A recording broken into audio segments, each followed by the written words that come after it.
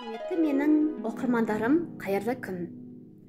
Барлықтарыңызға Алматыдан жалынды сәлем жолдай отырып, бүгінгі бейнежазбамның тақырыбын таныстырайын.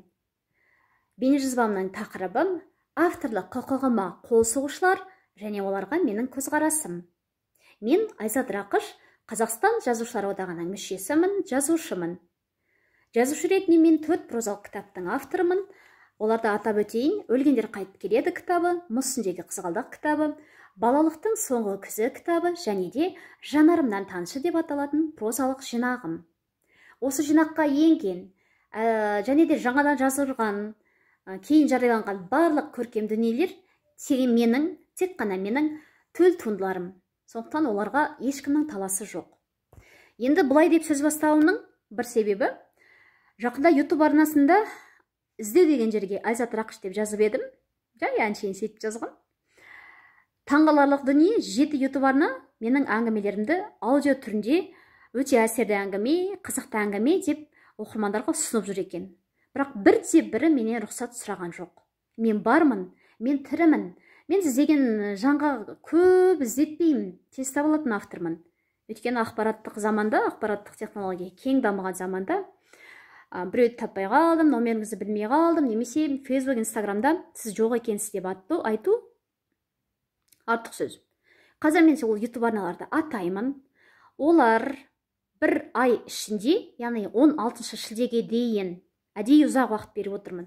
Бір ай ішінде менімен кері байланысқа шығып, өздерінің YouTube арналарынан менің әңгімемді, хикаятымды өшіргендерін мәлімдеуі қажет.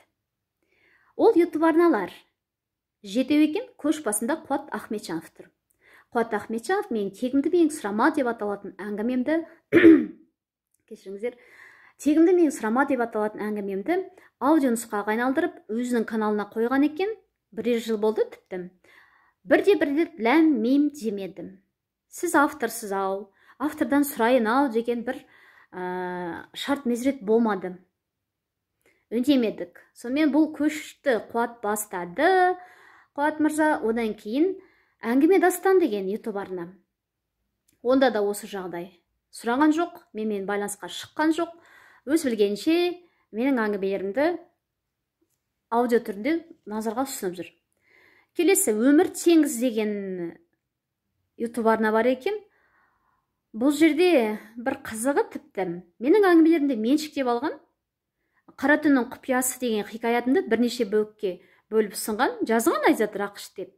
Бірақ менің YouTube арнама сілтеме жасамаған, менімен кеңеспеген. Сондықтан да мен ондай аудио түріндегі шығармаларымның тарауына рұқсат бермеймін, мақұлдамаймын. Өмір теңізден кейін Бойтұмар деген YouTube арна, Бойтұмар, одан кейін Бәрі сіздер үшін дейтін YouTube арна, және де Қазақша аудио кітап дейтін YouTube арна, және Айдана Өміржанова деп аталатын YouTube арнада да дәл осы жағдай. Рұқсат сұраған жоқ, байланысқа шыққан жоқ, елеген жоқ, мен назарға алған жоқ. Мен керек емеспін, олар үшін мен ешкім емеспін, бірақ менің әңгімем керек екен. Онда да көркемдігіне бір қиратты екен деп бөсен деп жатқан олар жоқ. Барлығы монетизация, яғни жарнама қосып алған каналдарына, және сол жарнама менің әңгімем оқып жатқан кезде жарнамалар үздік созық беріліп тұрады. Жарнама берілсе, демек бұл жерде YouTube жасайтын төлем бар деген сөз. Мен өзімнің әңгімемді әлде кім мен рұқсатсыз алып, соның табысына жарасын, сол монетизация қосып алып өзінің каналында оқысын деп жазбаймын. Мен жазсам, өзімнің қалың оқырмандарым үшін жазам. Олардың рухани игілігіне жарасын, ойға ой қосын, ойларын салмақ артсын, менің әңгімемнен бір әдемі сөз үйренсін деген мақсатта жазамын. Сол мақсатта жазылғанымды жекелеген адамдардың өз туындыларындай оң-солды тартып көкпарға айналдырғанына мен әрине қарсымын.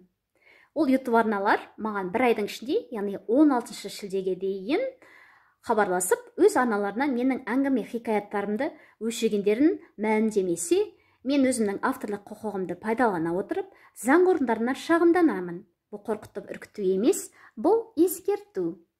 Енді мен жақында 2 күн бұрын заңгермен кеңестім. Ол кісінің айтуынша, мен бірінші жазбаша түрде ескерту жіберіп, 15 күн күтіп, 15 күннен кейін ешқандай нәтиже шықпаса, сол кезде барып, авторлық құқығымның тапталғанын айтып, заң орындарына шағым түсіруге толық хақым бар екен. Ал мен 15 күн емес, 30 күн мұрсат беріп отырмын. YouTube арналар, тағы да бір қайталап өтейін, Қуат Ахметжанов арнасы, Әңгіме дастан арнасы, Өмір теңіз арнасы, Бойтұмар арнасы, Бәрі сіздер үшін арнасы, Қазақша аудио кітаптар арнасы және Айдана Өміржанова арнасы. Осы арнаның иелері менімен байланысқа шығып, менің жоғарыда атаған талаптарымды орындауларыңызды мақұл көремін. Істін асырға шаптырмай, менің әңгімелерімді өз каналдарыңыздан өшіргендеріңіз жарар еді, өшірсеңіздер. Менің өзімнің YouTube арнамда мен әңгімелерімді өзім оқимын. Онда да мен оқырмандарымның сұрауы бойынша оқимын. Оқырмандарым жазады, мына менің телефонға көп шұқшиып, көзім ауырып кетті. Жазу одан ары үлкеймейді. Келесі бөлімін таба алмай қалдық деген кезде, мен ол дәл сондай оқырмандарыма арнап, осы YouTube арнамды ашқан едім. Яғни, тыңдау арқылы да менің шығармаларым дәл сондай оқырмандарыма қолжетімді болса екен деп. Кейбір кісілер жұмыстан шаршап келеді, онсыз да шаршаңқы адам көз жүгіртіп кітап оқығаннан көрі тыңдағанды ұнатады. Сондай тыңдауға құмар оқырмандарым үшін осы шығармашылық, әдеби бағыттағы Айзат Рақыш YouTube арнасын ашқан едім. Менің өзімнің YouTube'ымда оқымаған келін бе әлде кесапат па, ақша бұлттар түнергенде деген әңгімелерімді мен YouTube'дан өзгелердің YouTube арнасынан көріп, аң-таң болдым, қайран қалдым. Енді бұл кісілер мені іздесе табар едім, іздемедім. Бір сұрауы несі жоқ сияқты менің әңгімелерімді алып, кейбіреу тіпті қате оқыған. Ондайға тіпті авторлық намысым келеді. Мен андай жадағай сөздерді қолданбаймын. Әңгіме жазғандағы, хикаят жазғандағы менің үлкен басты мақсатым көркем жазу. Көркем сөзбен төкпелеу. Көркем сөзбен оқырманның жүрегіне жол тарту. Тек оқиғаларды ойнатып, бір оқиғамен ғана еліктірмей, көркем сөзбен де жетелеп отыру. Осы мен мақсатым. Енді ескертпемді айттым, назарларына ұсындым. Қазір YouTube'қа және барлық әлеуметтік желіге бөлісетін боламын.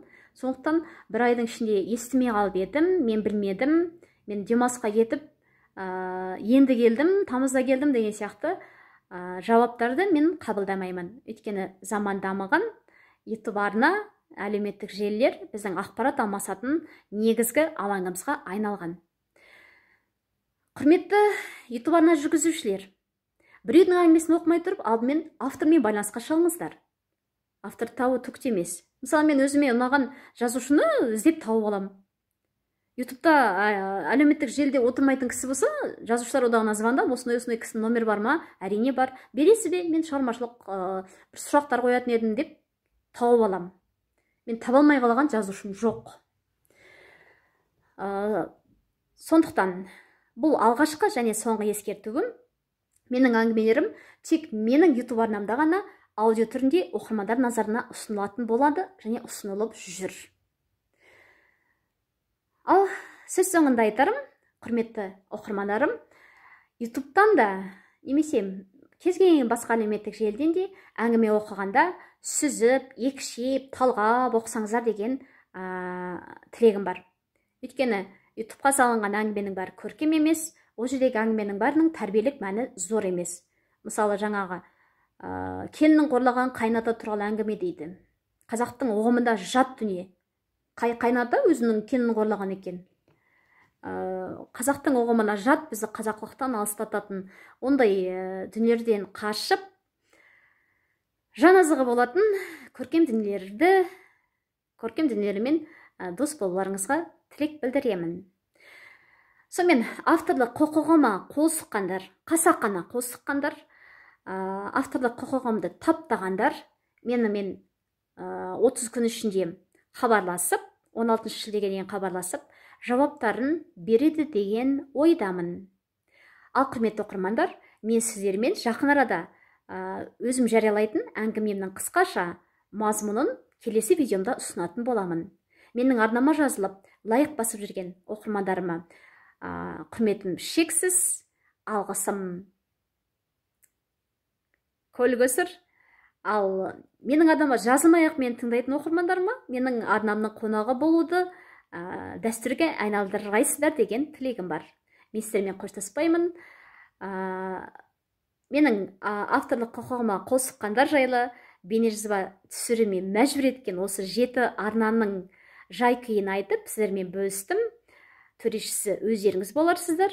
Ал мен жоғарыда аталған 7 арнадан 30 күн ішінде жауап күтемін.